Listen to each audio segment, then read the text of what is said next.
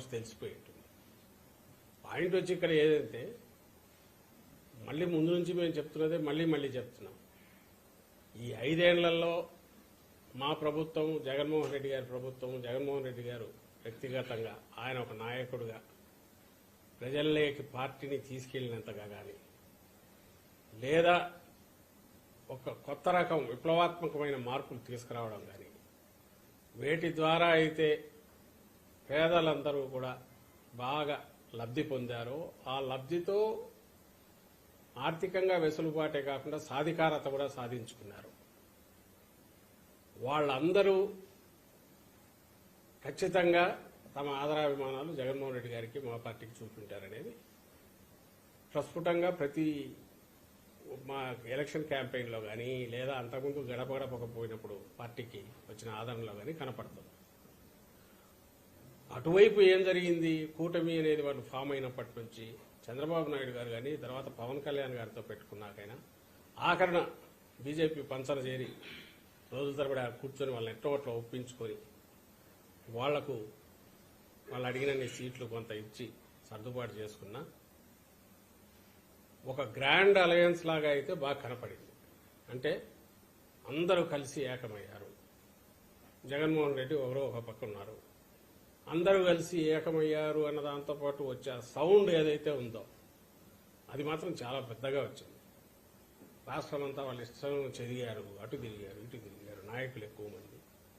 వీటన్నిటితో పాటు ఎప్పుడూ జగన్మోహన్ రెడ్డి గారు చెప్తున్నది, మా పార్టీ ఏదైతే పేదల కోసం ఎప్పుడైతే నిలబడినామో, అన్ని వర్గాల పేదల కోసం, ముఖ్యంగా ఎస్సీ, ఎస్టీ, బీసీ మైనారిటీలు, అలాగే మిగిలిన సామాజిక వర్గాల్లోని పేదల పక్షాన ఎప్పుడైతే నిలబడినామో, పేదల జీవితాల్లో ఎప్పుడైతే వెలుగు నింపామో, సహజంగానే ఇది పేదలకు పెత్తందారులకు మధ్య ఒక యుద్ధంలాగా ఎప్పుడైతే తయారైందో, ఎవరి వాయిస్ అయితే పెద్దగా ఉంటుందో వాళ్ళందరూ ఒకటే అయ్యారు.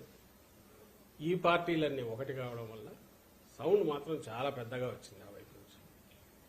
దాన్ని పట్టుకొని అక్కడి నుంచి దాని మీదనే మొత్తం బిల్డ్ చేస్తూ సెంటర్లో ఉన్న దీంతోనూ ఎన్నికల కమిషన్ మీద ఒత్తిడి తీసుకొచ్చో, మీరు గమనిస్తే గత నెల రోజులుగా ఎన్నికలకు ముందు నుంచి వస్తున్న డైరెక్షన్స్ కానీ, మెల్లగా పూర్తిగా ఎలక్షన్ కమిషన్ ఒక నిష్పక్షపాతంగా ఉండాల్సిన ఒక పెద్ద మనిషి, ఒక ఆర్బిట్రేటర్ లేదా ఒక అంపైర్ ఎట్లుండాలనో అది వదిలేసి ఏకపక్షంగా అడ్డదిడ్డంగా డెసిషన్లు తీసుకోవడం, ఇవన్నీ కంటిన్యూస్ చూస్తూనే ఉన్నాం.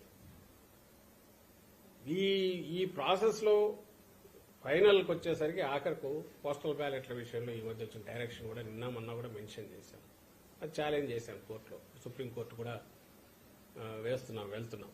నిన్న ఇక్కడ హైకోర్టులో వెసులుబాటు రాకపోవడంతో ఇవన్నీ దేన్ని సూచిస్తున్నాయంటే, అధికారం సెంటర్లో ఉన్న అధికారం అడ్డం పెట్టుకొని ఇప్పుడు ఎన్నికల కమిషన్ పరిధిలోకి ఇక్కడ అధికార యంత్రాంగము వస్తుంది. ఎన్నికలన్నీ దారాధ్వర్యంలో జరుగుతాయి కాబట్టి పోలింగ్లో కానీ, పోలింగ్లో కుదరకపోతే కౌంటింగ్లో కానీ ఏమైనా ఇన్ఫ్లుయెన్స్ చేయగలమనే ప్రయత్నం ఏమైనా చేస్తున్నారేమో అనే అనుమానాలు బలపడుతున్నాయి, వరుసగా జరుగుతున్నవి.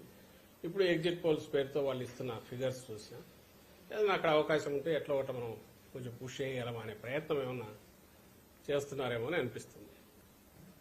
ఈ సౌండ్ కానీ, లేదా వీళ్ళందరూ కూటమిలాగా ఏకమే గ్రాండ్ అలయన్స్ లాగా రావడం కానీ, ఏదో వీళ్ళు చేస్తున్న హడావుడితో మేమే రాబోతున్నామని ఆర్భాటంగా ప్రచారం చేసుకోవడం కానీ, వీటన్నిటి ఫలితం ఏదన్నా ఉంటే ఇదిగో రచ్చ జరగడం, గొడవ హడావుడి జరగడం, ఇది రేపు కౌంటింగ్లో దీని ప్రభావం ఏమైనా చూపించాలి, అధికారుల మీద కానీ ఇంకో రకమైన ఒత్తిడి తీసుకొచ్చి కానీ అనే ప్రయత్నం జరగచ్చు. ఈ విషయమే మా పార్టీ వాళ్ళకు కూడా అందరికీ చెప్పాం, సంయమనంతో ఉండండి, ఎక్కడ ఇది కావద్దు, but at the same time గట్టిగా నిలబడండి, అబ్జెక్షన్స్ ఎప్పటికప్పుడు రైజ్ చేయండి, ఫోకస్డ్గా ఉండండి అని చెప్పాం. అండ్ దీంతో పాటు నిన్న వచ్చిన సర్వేలు కానీ వాటిలో చూస్తే మళ్ళీ మేము ఫీల్ అయ్యేదైతే, ఈ సర్వేల్లో ఏదైతే రియల్గా ఫీల్డ్లో జరిగిన వాటికంటే కూడా ఇంకా మరింత మెరుగైన, చాలా మెరుగైన రిజల్ట్స్ ఉండబోతున్నాయి. ల్యాండ్ స్లైడ్ ఇది ఉన్నా ఆశ్చర్యపోవాల్సిన అవసరం లేదు. మరి సైలెంట్ ఓటు, వేరే ఊర్ల నుంచి వచ్చిన వాళ్ళు అయినా కూడా, హైదరాబాద్ కానీ బెంగళూరు కానీ ఎక్కడికైనా బతుకు తెరువు కోసం పోయిన వాళ్ళు అయినా, ఎవరైతే జగన్మోహన్ రెడ్డి గారి వల్ల కంటిన్యూస్గా బెనిఫిట్ కావడమే కాదు, అదే కంటిన్యూస్గా బెనిఫిట్ కావడము, దానివల్ల వాళ్ళ ఫ్యామిలీస్ అన్ని బాగుపడడం, ఈయన ఉంటేనే మరింత మాకు మేలు జరుగుతుంది అని అనుకోవడం వల్లనే గతంలో ఎన్నడూ లేనంతగా వచ్చారు ఇక్కడికి. అక్కడి నుంచి వచ్చి ఓటు వేసిపోయారు అనేది మేము అనుకుంటున్నాం. ఎందుకంటే బయటకు వెళ్ళిన వాళ్ళు ఎక్కువ బతుకు తెరువు కోసం పోయిన వాళ్ళు ఉంటారు. బలిసిన వాళ్ళు లేకుంటే విపరీతంగా ఆర్థికంగా ఇదిగా ఉండేవాళ్ళు అక్కడ ఉండేవాళ్ళు కొద్దిమందే ఉండొచ్చు.